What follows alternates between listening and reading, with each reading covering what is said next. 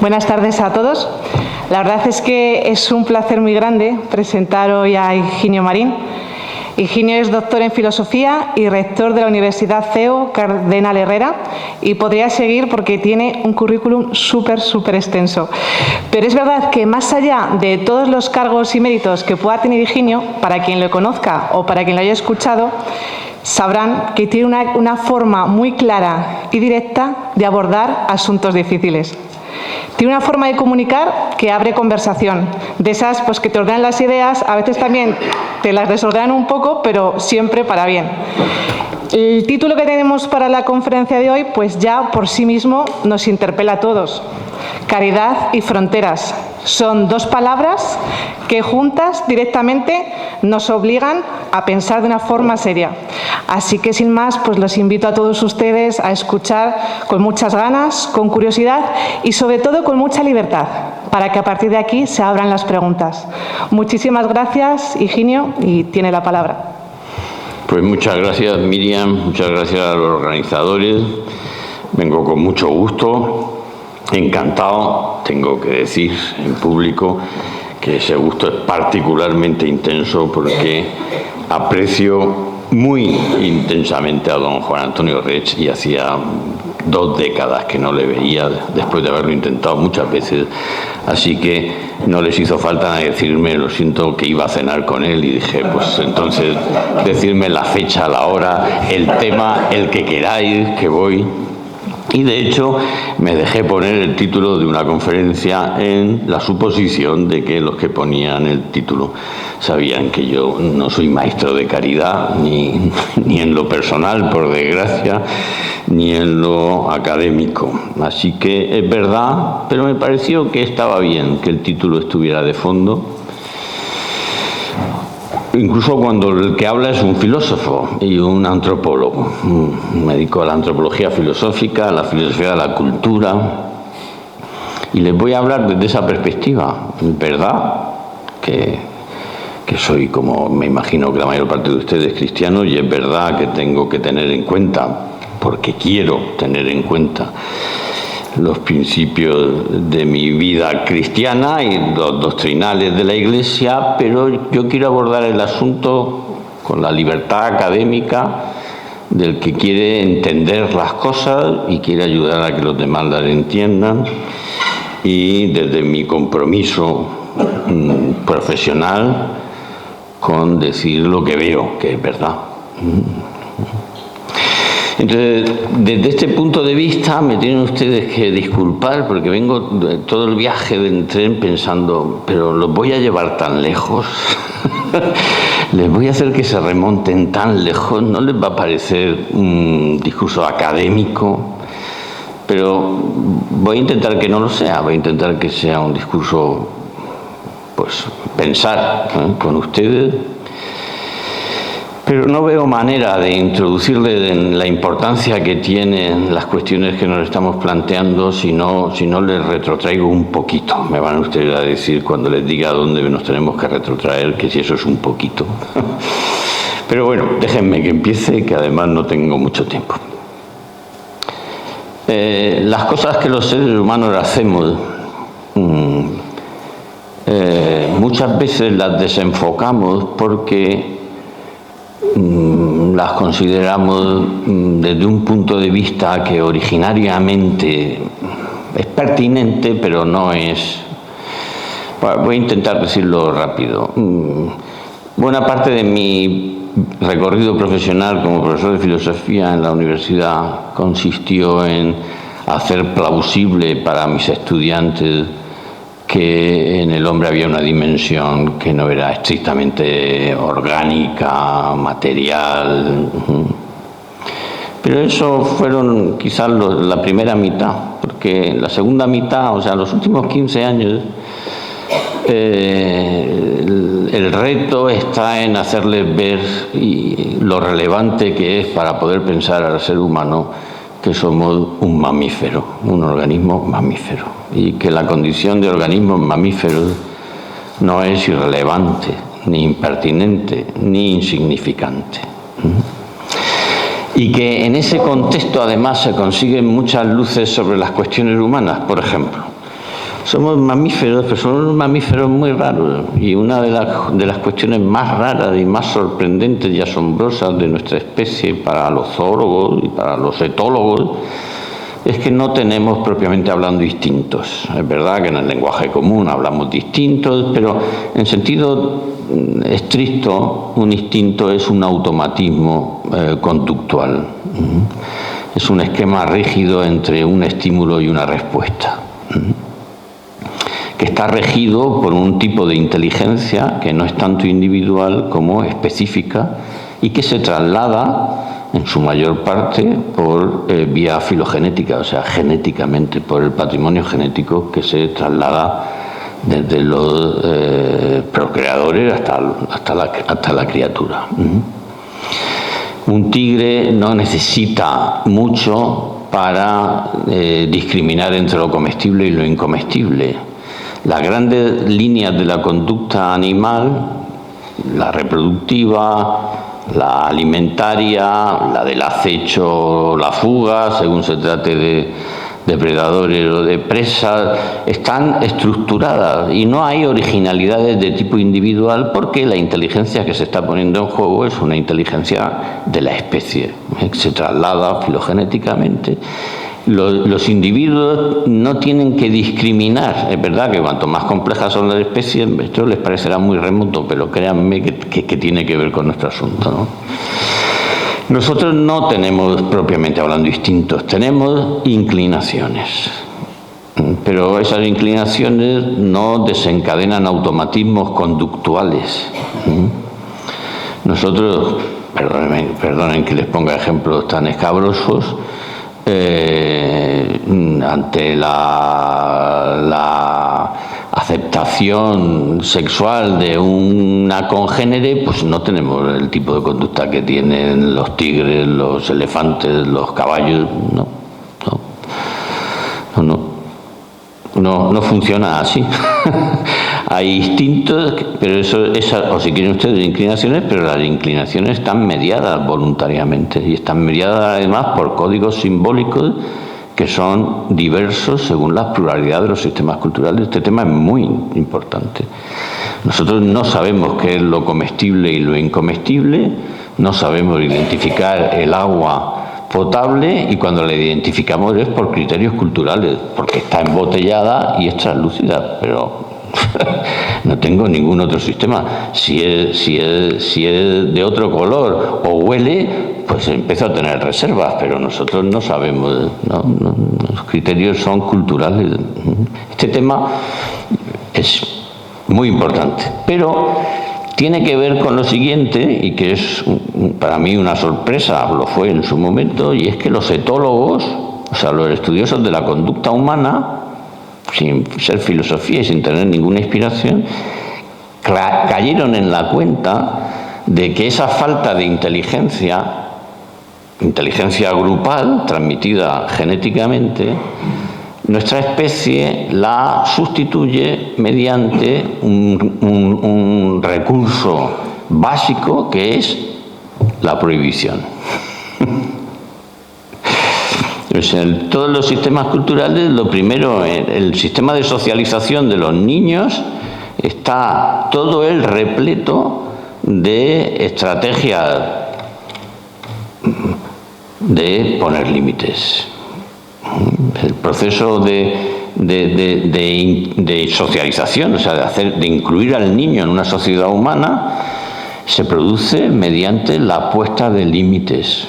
O si quieren ustedes, de decir no, pues para su propia supervivencia, no estamos hablando de implantar principios morales ni nada de eso, que no se puede hacer esto, no se puede hacer lo otro. O dicho de otra manera, si somos libres porque no tenemos instintos y porque nuestra conducta no está fijada ni determinada, nuestra condición de ser libres para los etólogos requiere sistemas prohibitivos, requiere sistemas de que esa libertad tenga que atenerse a unos límites. Para poner un ejemplo, los grandes monos antropoides luchan contra la endogamia, o sea, evitan que el grupo se reproduzca solo entre ellos por un mecanismo que es instintivo, y es que cuando los machos orangutanes, por ejemplo, crecen y entran en la madurez sexual, los machos dominantes del grupo los expulsan, porque no quieren competencia. Y como los expulsan, esos machos tienen que buscar nuevos grupos, y de esa manera no se produce una endogamia completa que daría lugar a la inviabilidad de la especie. Las especies en las que se produce competencia entre los machos por las hembras se caracterizan por un rasgo que los zoólogos señalan muy claro, que es un dimorfismo sexual. O sea, los machos tienen unas diferencias anatómicas muy marcadas con las hembras. Muy bien. Pues nuestra especie es la que menor dimorfismo sexual tiene.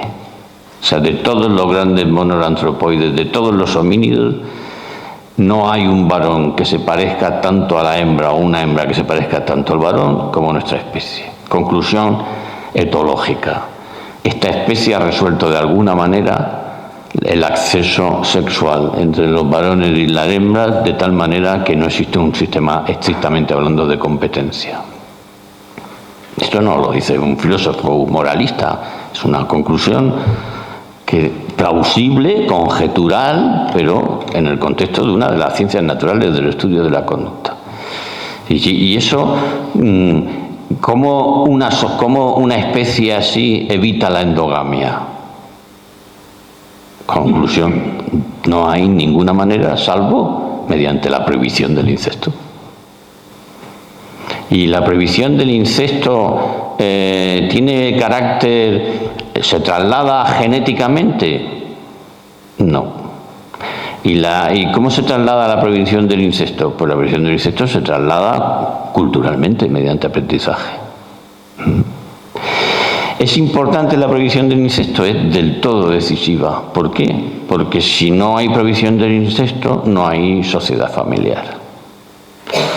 Si el padre puede ser al mismo tiempo el hermano, porque es un hermano engendrado de mi padre y de mi madre, pero que puede tener trato sexual con mi madre, entonces no hay palabra que resuelva eso. Es una contrafactura lógica, y no hay manera de saber qué es un padre, ni qué es un hijo, ni qué es una madre, ni qué es un hermano.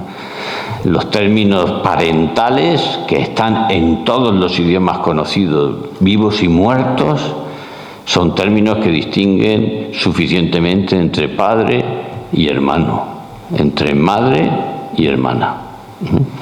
No distinguen suficientemente entre hermano y primo, como sabemos, por el arameo, donde era la misma palabra, o en muchas lenguas germánicas, pero sí distinguen suficientemente entre padre, hijo, madre, hija. La prohibición es fundacional de la sociedad familiar, y desde nuestro punto de vista no hay ningún problema en admitir que hubo un periodo histórico en el que había una promiscuidad genérica. No digo que se pueda afirmar, quiero decir que esa conjetura no es, porque el pecado pudo producir esa confusión, y esa confusión probablemente, sobre todo si afirmamos con carácter neto que la creación se produjo con una primera pareja, es imposible escapar de un proceso, de un periodo incestuoso, de horda promiscua, donde no se pueden distinguir. Pero eso es una mera conjetura, ciertamente. Lo hubiera o no lo hubiera, nosotros sabemos que sin la prohibición del incesto, la estructura sintáctica, léxica de nuestros idiomas, de todos los idiomas conocidos, no se habría producido. Y que además la prohibición del incesto produce un efecto muy interesante. Los que son excluidos del trato sexual son incluidos en un tipo de sociedad que se abre precisamente, que se funda y que se abre precisamente mediante la exclusión. O sea, la exclusión del trato sexual, los que quedan excluidos del trato sexual son precisamente los que quedan incluidos dentro de esa nueva sociedad que es la familiar.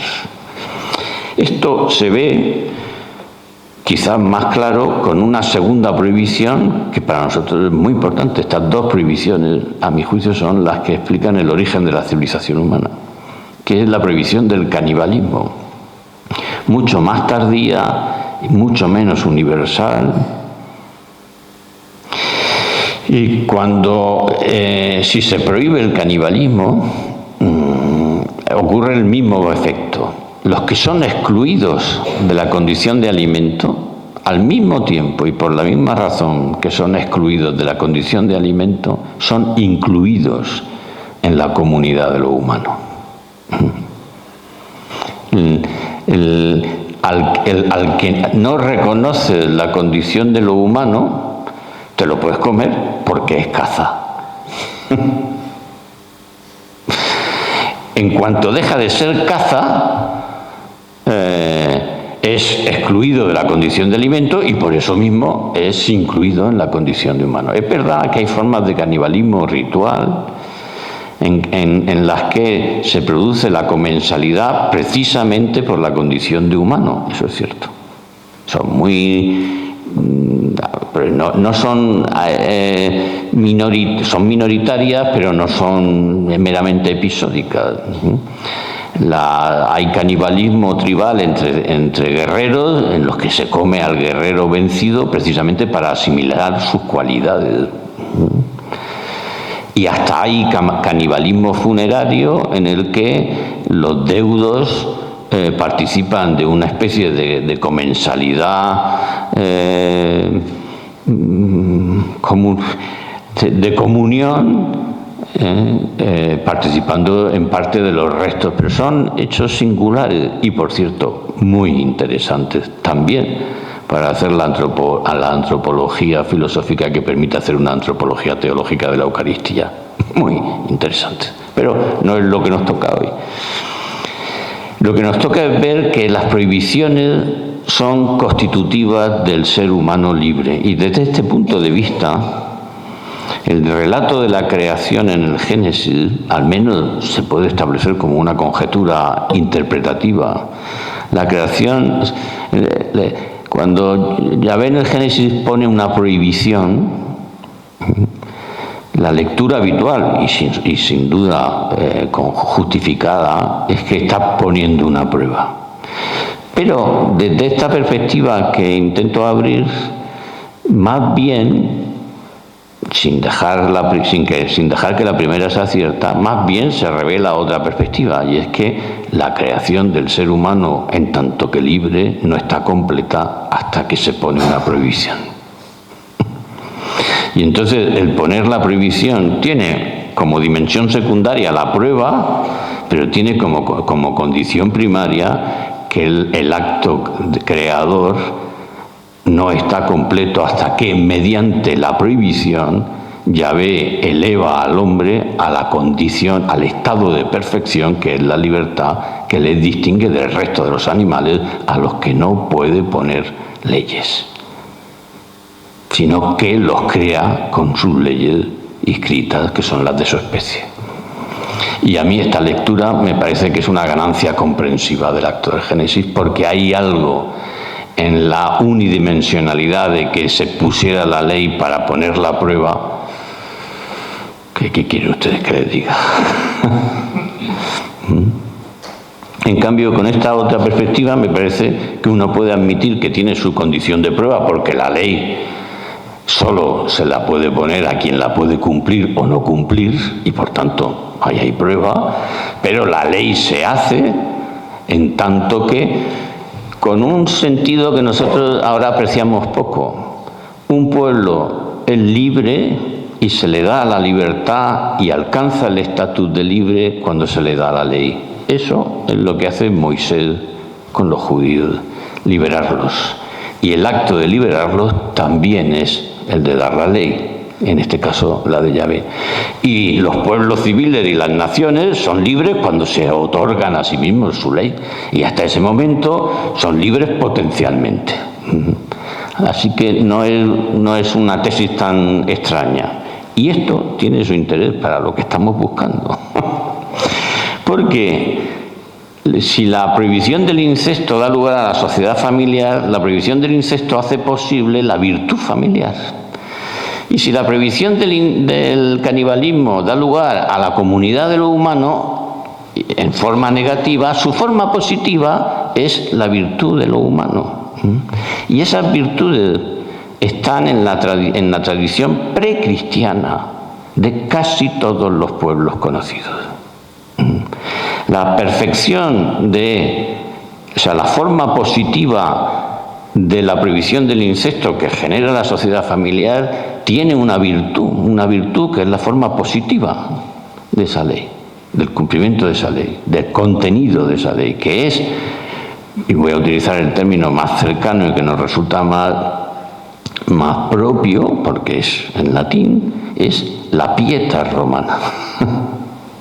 La pietas romana es la virtud del buen hijo y del buen padre, por extensión, y de los hermanos, por extensión.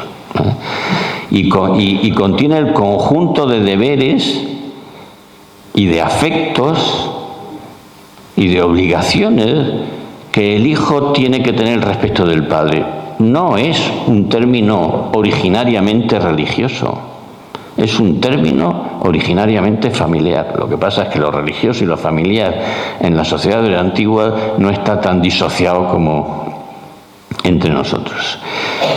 Por ampliación de la pieta familiar aparece la veneración de los antecesores, de los padres de mis padres, que son difuntos. Y entonces la piedad se vuelve también una filiación funeraria. Y se asocia a la idea de la religio, o sea, de los deberes cúlticos respecto de los antepasados.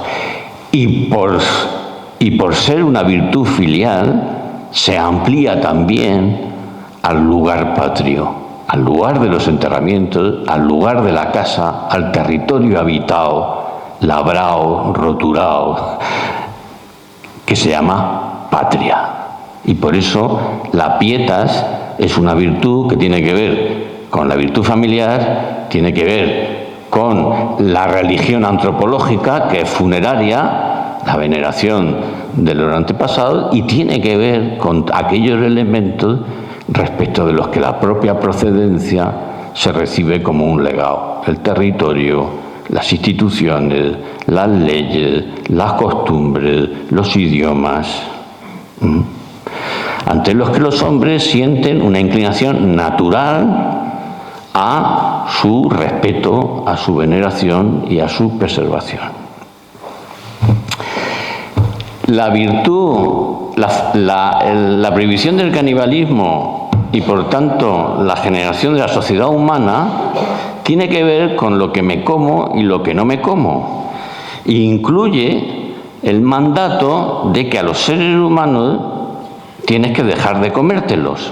Pero eso es solo la parte negativa, porque la parte positiva es que a los seres humanos tienes que dejar de comértelos y darles de comer.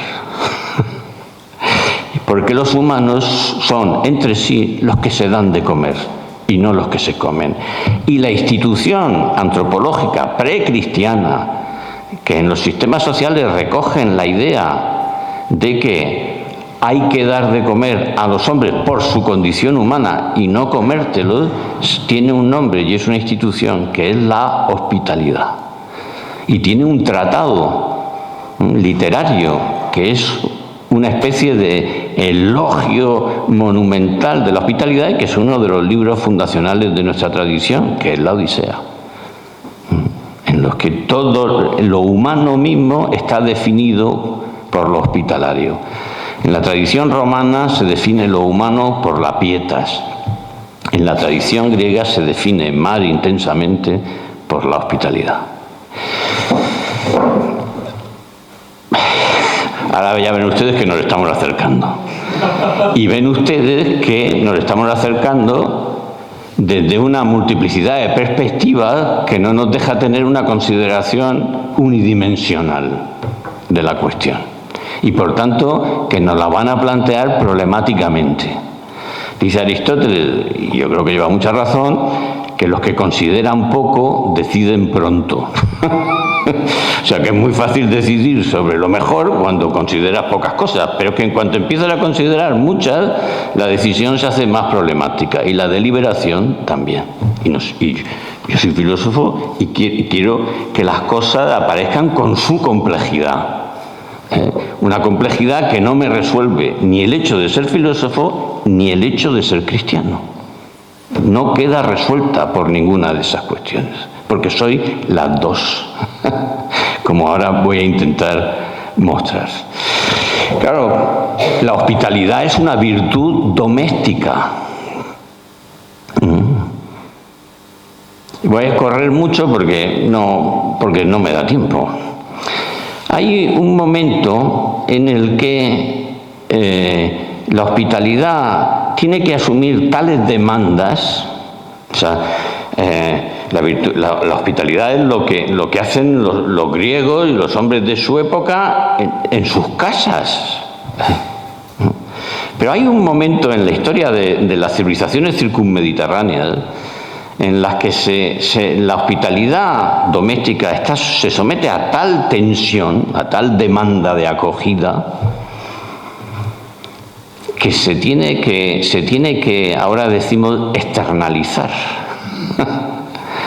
y generar, no ya ser una virtud de la casa, sino como virtud generar un espacio propio. Es la creación de los hospitales.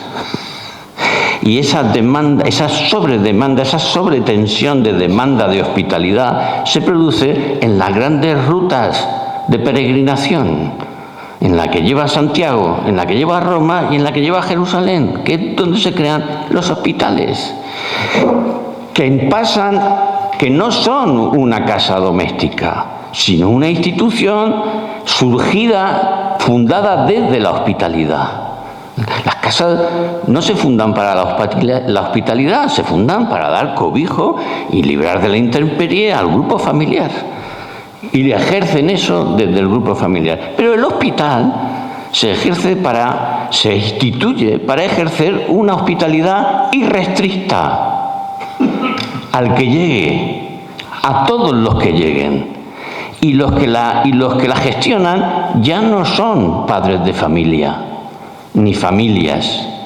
Son gente que ha llevado la hospitalidad a la perfección que exige la caridad cristiana. Pero para hacerlo se tienen que ir de casas particulares y fundan hospitales. Y este asunto es muy importante, porque a lo mejor la hospitalidad que la caridad cristiana puede demandar al padre de familia no es la misma que la que puede demandar a instituciones de acogida. Y la hospitalidad que la caridad cristiana puede demandar a sociedades civiles no es la misma que la hospitalidad que la Iglesia puede demandar a sus fieles. Y si eso es así, que es modestamente mi punto de vista, entonces, Houston, tenemos un problema. Porque esto significa que puede haber cierto desencaje entre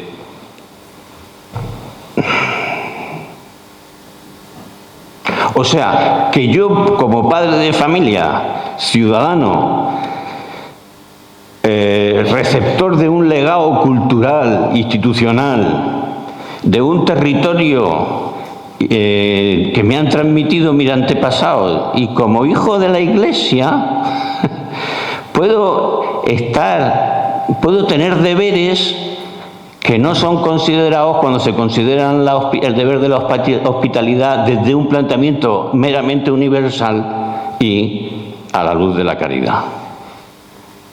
Y yo lo creo que es así, pero lo creo racionalmente, filosóficamente, no porque sea de acá, de allá o de hecho, si no me quisiera crear problemas, pues no lo pensaría así, pero estoy diciendo porque lo creo y creo que además es razonable y quiero explicárselo. Bueno. Entonces, ¿cuánto de importante es la hospitalidad en el punto de vista antropológico? No, o sea, mi primer texto sobre la hospitalidad es del 2007.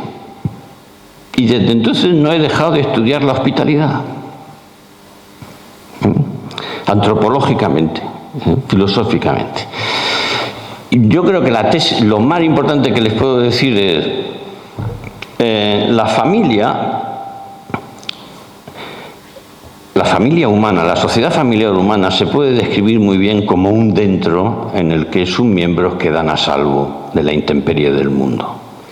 Ese dentro en el que los miembros de la sociedad familiar quedan a salvo de la intemperie del mundo está muy bien reflejado simbólicamente con el fuego. El fuego, cuando el Sapien empezó a utilizarlo, generó un espacio cualitativo que era un dentro. El 90% de la historia del Sapien ha sido cazador-recolector y no edificaba casas. Así que el 90% del tiempo de nuestra especie vivía en la intemperie. El fuego le puso a salvo del frío, de la oscuridad y de las bestias. O sea, le puso a salvo del invierno, de la noche y de las bestias. Y ese estar a salvo de esas tres cosas hizo el mundo habitable en su conjunto. Y en torno al fuego, el mundo se hizo habitable para una especie como la nuestra, que tiene muchos problemas para conseguir lo que se llama homeostasis térmica, que es no morir de frío. En Murcia, que es el lugar más cálido del continente europeo, probablemente de noche, si no tienes dónde, te mueres de frío. En Murcia. Pues miren ustedes, el resto de Europa, ¿cuánto sería habitable? Soy murciano, lo sé. Entonces, por eso en castellano, casa, el lugar de la familia y el lugar del fuego se dicen igual, hogar. Ahora, el hogar humano es humano y se constituye en tanto que humano no por su cierre, sino precisamente por su apertura. Lo que distingue a la casa humana, además de obviamente el fuego, es la puerta, no es el tabique. Obviamente la puerta puede cerrar, pero si solo cerrara no sería puerta, porque donde solo queremos cerrar hay tabique. Lo típico de la casa es la puerta, y la puerta, fíjese usted, dice, bueno, pero la puerta está hecha para defender. Dice, no, señor, en los sitios donde no pueden entrar los extraños no hay puertas madrigueras, no hay puertas, y no hay hospitalidad, y no se recibe al extraño, ni se le da de comer. Bastante con que no se lo comen, porque en algunas especies también. No, la puerta está hecha para abrir. La costumbre humana de que se inaugura la casa invitando es porque la casa no está acabada en tanto que humana sin la apertura y la acogida de los otros. Aquí no sé, pero en Murcia te enseñan hasta los cuartos de baño. Pero tiene una lógica antropológica. Es el día en que se inaugura la casa. Hasta ese día, más todavía. O dicho de otra manera, la hospitalidad es constitutiva del hogar humano. Y la crisis de la hospitalidad es también una crisis del hogar humano, porque es la crisis de su apertura.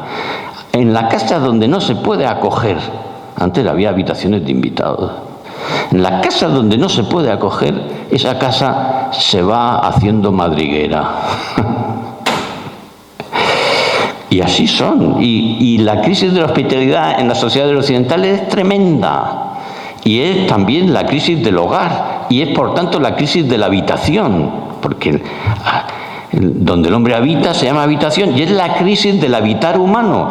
La prueba de que en la casa donde no se acoge hay un fenómeno de pauperización humana, antropológica, hay un fenómeno de deterioro del hogar propio, es que en las casas donde no se acoge, el vecino es un enemigo, que es exactamente lo que pasa en las fincas de las grandes ciudades. La vecindad, que es una institución humana de primera importancia.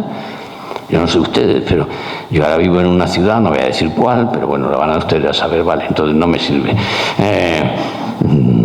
Los vecinos antes les podías dejar las llaves de tu casa, les podías dejar los niños, les podías, yo qué sé, serán lo que se supone que pueden ser los vecinos, y los vecinos son unos sujetos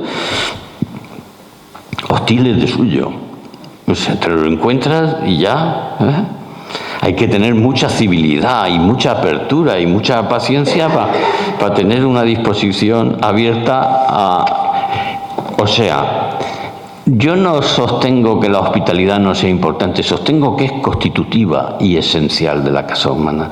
Y entre las virtudes cristianas que las familias cristianas en la actualidad viven con más imperfección está la hospitalidad, que es un hábito humano y una institución humana, precristiana, lo cual no quiere decir que no sea cristiana, pero no tuvo que llegar el cristianismo para que en las sociedades humanas se practicara. La caridad perfecciona la hospitalidad, tanto la doméstica como mediante la creación de los hospitales, que junto con las dos universidades son los dos únicos edificios que hay en las ciudades medievales cristianas y que no estaban en Roma ni en Atenas. Hospitales y universidades. Bueno, déjenme que siga porque, o sea, no, esto se lo he explicado solo para decir, no es que no tenga una apreciación altísima de la hospitalidad, que la tengo, y de aquellos movimientos y espiritualidades que la regla de San Benito, la hospitalidad es la forma con la que se vive la caridad perfecta para los de fuera. Bueno, pero les podría contar, pero concédanme el crédito de que, como les he dicho, la he estudiado muchas veces. Pero estas dos prohibiciones no están completas. Y hay una tercera prohibición, que es con la que se crean las sociedades de vecinos.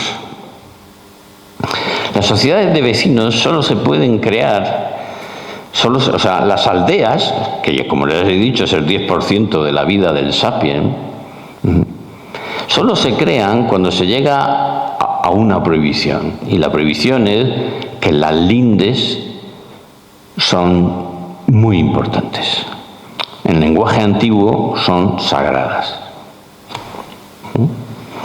La mejor historia acerca de cómo se crea una sociedad de vecinos, hasta ese momento eran clanes tribales. Eran sociedades compuestas por sujetos con vínculos parentales. No había vecinos. La idea de cómo se puede crear una sociedad de vecinos que tienen entre ellos no un vínculo familiar, sino una linde que respetan mutuamente, porque como ustedes saben, si dos vecinos no están de acuerdo en la linde, ahí no puede haber sociedad, hay guerra, no puede haber sociedad civil, hay guerra civil. La historia que crea, la mejor historia que cuenta eso, la cuenta Tito Livio en su libro A Turbe Condita, la fundación de Roma, cuando cuenta cómo Rómulo y Remo crean Roma. Ya saben ustedes, dos hermanos gemelos, cuenta la leyenda, hay más pájaros a favor de Rómulo que de Remo, total que Rómulo es elegido rey y Rómulo coge un arado y traza un perímetro, abre un surco que es un perímetro y dice, aquí está la ciudad, pero de la ciudad hay que poder entrar y salir. Y entonces levanta el arao en un sitio, lo larga un trecho, queda un sitio sin surco, en latín portare, y de ahí puerta. Y entonces la ciudad es un dentro, como la casa, de la que se puede entrar y salir, y tiene una puerta. Y dice, quien allanare el surco será reo de muerte.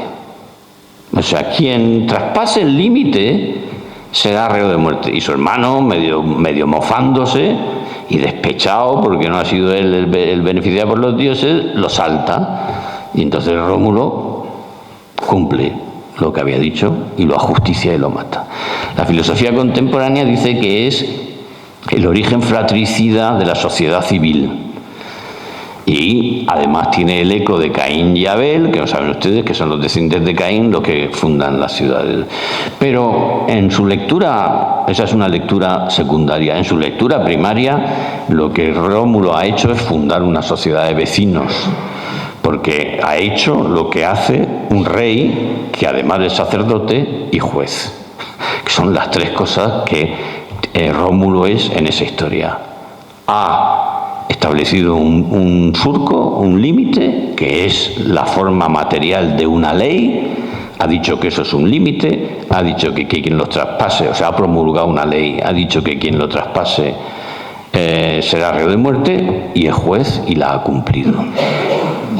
Y la ha cumplido con un hermano gemelo, o sea, ha generado un tipo de sociedad donde es más importante los límites que respetamos entre nosotros que el hecho de ser hermanos. Y por tanto es un tipo de sociedad donde los parentescos van a ser secundarios respecto de ¿qué? Respecto de la vecindad.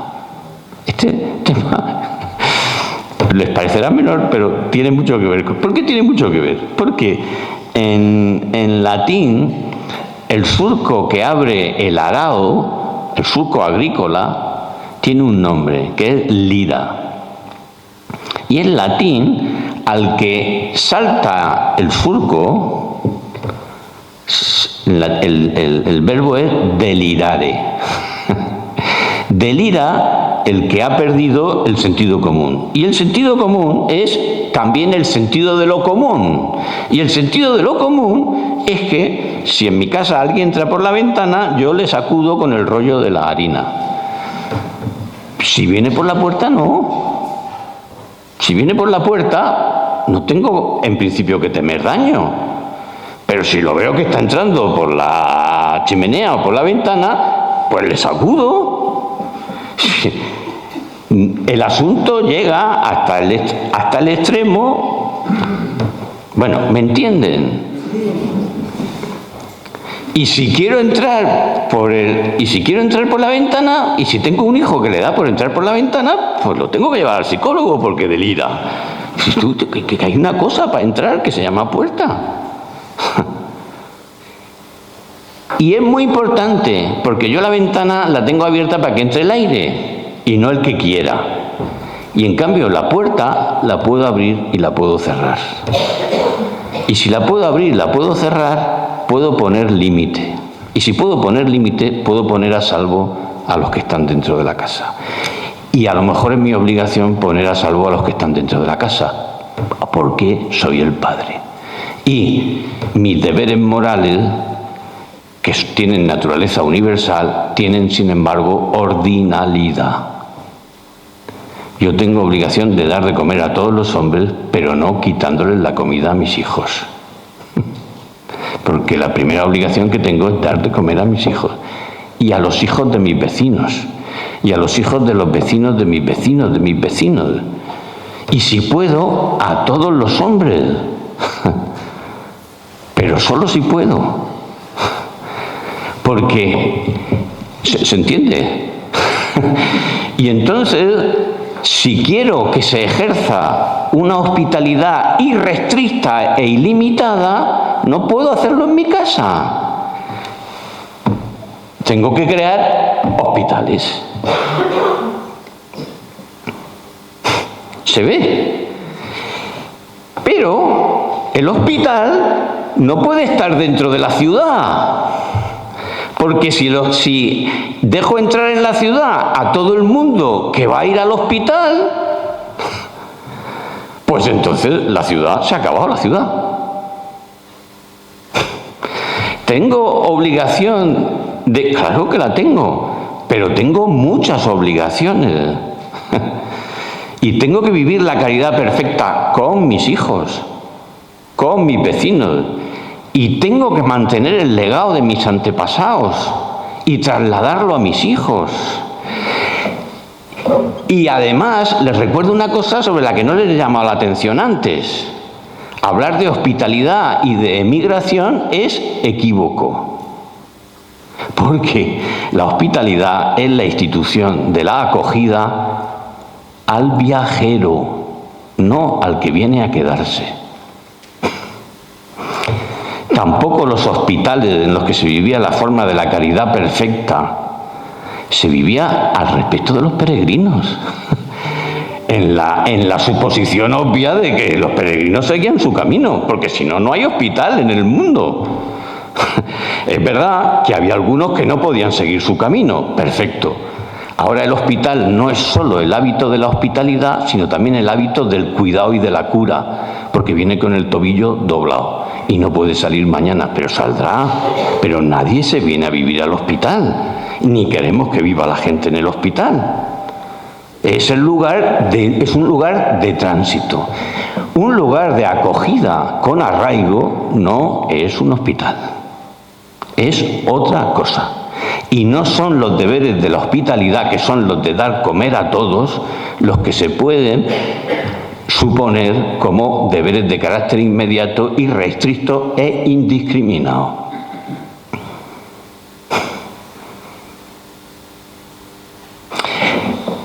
Perdónenme que lo diga con todo el cariño y con toda la modestia del mundo.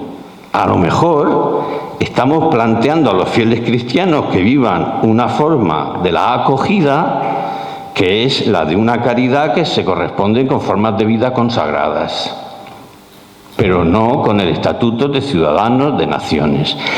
Yo no creo que la nación sea un bien que la Iglesia tenga que preservar.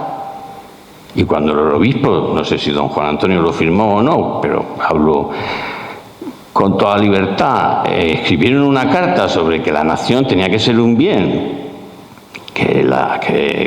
porque es un bien común, pero pues yo no sé si eso le corresponde o no a la Iglesia, y no voy a ser yo el que lo juzgue, pero a mí sí me corresponde. Es un bien de naturaleza exclusivamente temporal, pasajero, fugaz. No espero que haya una España en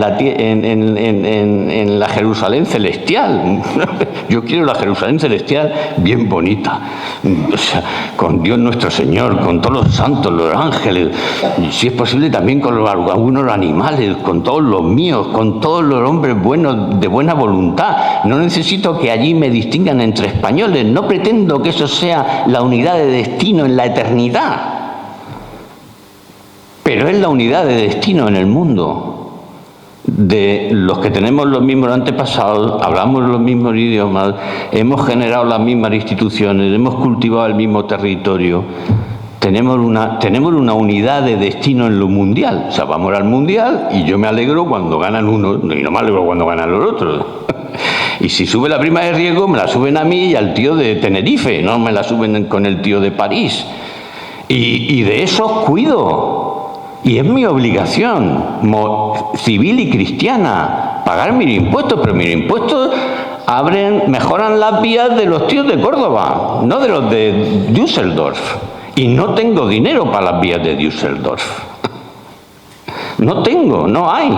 Hombre, se puede hacer algo en una urgencia, pero dice, bueno, pues oye, primero tengo mis dudas de que la hospitalidad, hay que repensar la hospitalidad, porque la hospitalidad es la virtud con hombres en tránsito, la virtud de la acogida con hombres en tránsito.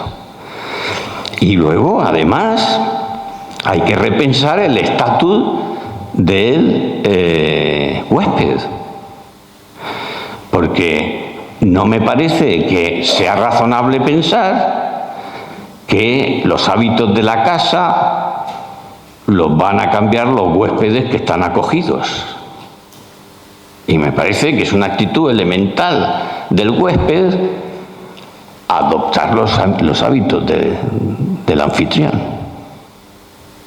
Y por tanto, que es una disposición elemental, exigible, que quienes vienen no en tránsito, sino por la razón que sea, y se les acoge, tengan la disposición elemental a asumir, al menos en lo esencial, los hábitos de la acogida.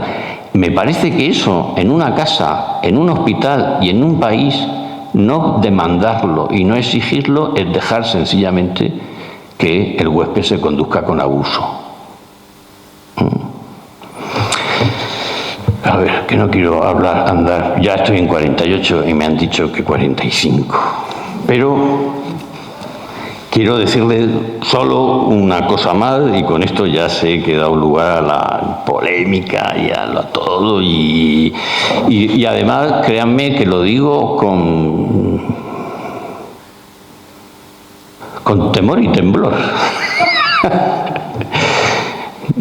porque no he leído a nadie que tenga esta posición, no he oído a nadie que tenga esta posición, al menos como un discurso público, mucho menos académico y mucho menos por parte de un filósofo.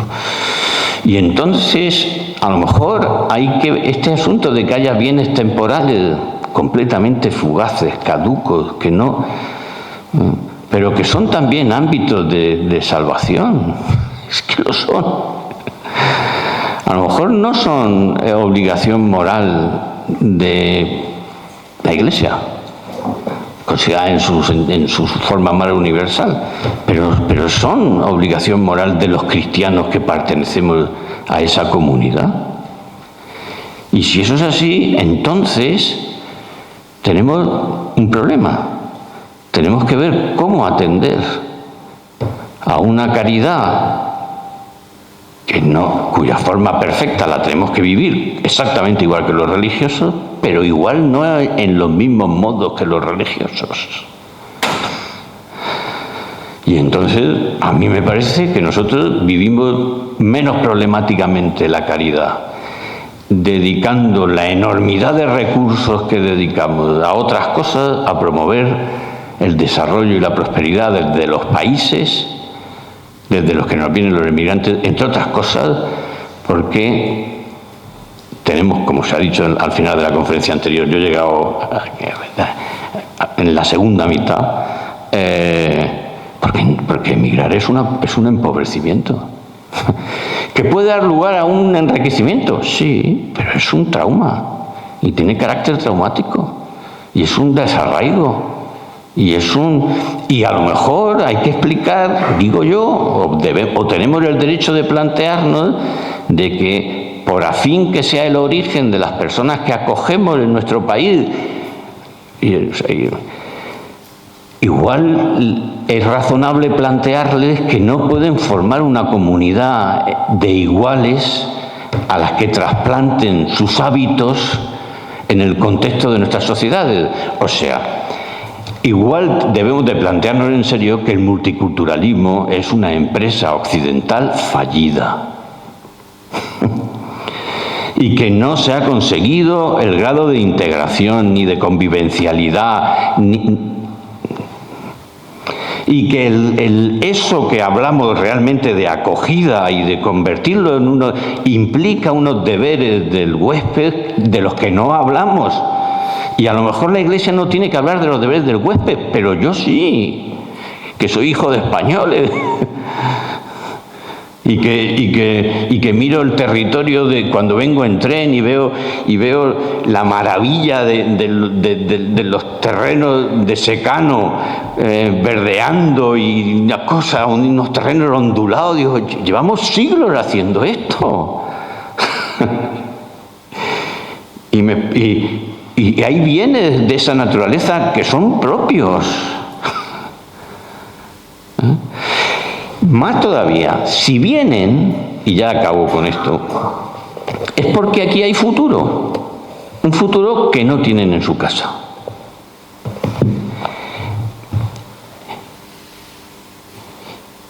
No es el momento en que empezamos a llamar a los emigrantes migrantes. Y me parece muy bien, las dos palabras son correctas en castellano y se pueden utilizar, no tienen ningún problema. Pero ese momento tiene que ver también con un cambio cultural y un cambio... tiene que ver, y cerrar los ojos a eso, es con el momento en que determinada posición ideológica al mando de los estados eurocontinentales utilizan las migraciones de distinto patrón cultural para disminuir y diluir el patrón cultural dominante que les resulta poco afín y poco hostil. Y cerrar los ojos a esto es cerrar los ojos a una realidad histórica. Perdonen ustedes que lo diga, porque esto no es hablar de política, es de hablar de filosofía. ¿Ustedes han visto algo mal anómalo en la vida que la alianza sentimental entre partidos de naturaleza neomarxista y emigrantes de una religión teocrática? ¿Es una conclusión aventurada decir que lo que les une es un enemigo común?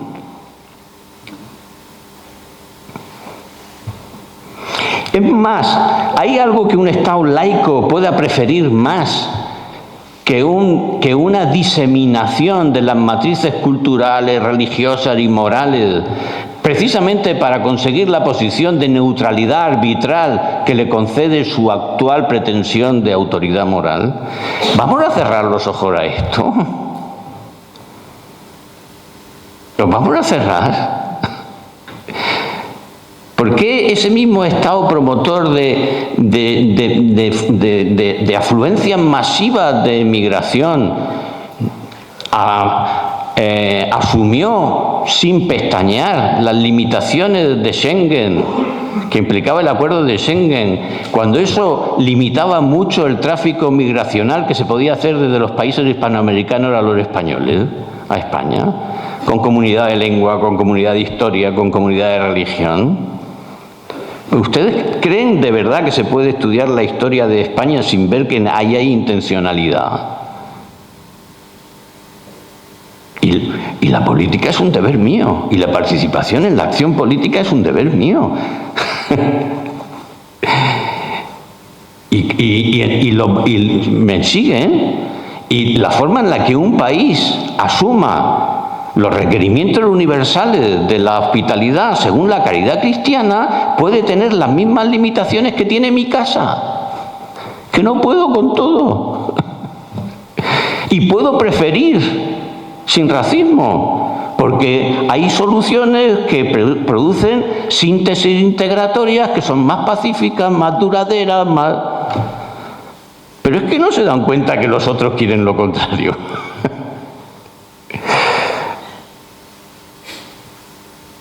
Si es que a mí este tema me parece que es un tema que la Iglesia en España tiene que discutir, pero no, déjenme que lo diga, no entre personas consagradas, no solo. Y que tienen que escuchar a gente, a laicos cristianos que quieren vivir la perfección de la caridad, pero tienen deberes respecto de bienes que son temporales y seculares. Porque hasta ese momento vamos a estar viviendo un diálogo en una dirección, y solo en una. Pido disculpas por haberme extendido, perdón. He dicho que vienen aquí porque tienen futuro. Tienen futuro porque hay instituciones. Las instituciones son pasado. Hay dos maneras de encontrar futuro: en sitios donde no hay historia ni instituciones. Eso fue los Estados Unidos de América. Las había, la de las poblaciones nativas, pero pongámoslo así, el nuevo mundo. Pero ese futuro es un futuro por hacer. Aquí hay un futuro abierto. Hay un futuro abierto porque hay instituciones, porque hay trabajo acumulado de los hombres con la forma de memoria. La principal de ellas, déjenme que lo diga, la universidad, donde tenemos el depósito de todo lo que hemos sabido hasta el día de hoy, y lo tenemos para comunicarlo a quien quiera, a quien tenga la disposición, a quien pueda. Ese es un invento cristiano. Enseñar al que sabe indiscriminadamente, no como tiene que hacer un padre. Un padre no puede enseñar, ahora sí, porque un padre no podía enseñar su oficio al que llegara, porque se quedaba sin oficio para darle de comer a su familia. Fue la perfección de la caridad cristiana la que hizo que el conocimiento se trasladara no solo de padres a hijos, sino al que llegara, la universidad. Es la perfección de la caridad cristiana vivida con la forma de hombres consagrados la que hace la hospitalidad y restricta en los hospitales. Y ahora son instituciones civiles que se han integrado en el tejido civil de nuestras sociedades, que las cristianizan. Pero al respecto de la hospitalidad tenemos que tener en cuenta, creo, los límites que he señalado, que es una virtud para el transeúnte, que tenemos que repensarla, que en cuanto deja de ser una virtud para el transeúnte hay que pensar en los deberes del huésped, y que además puede ser y debe ser y indefectiblemente tiene que tener límites, y que esos límites están en manos de la sociedad civil establecerlos. Perdón.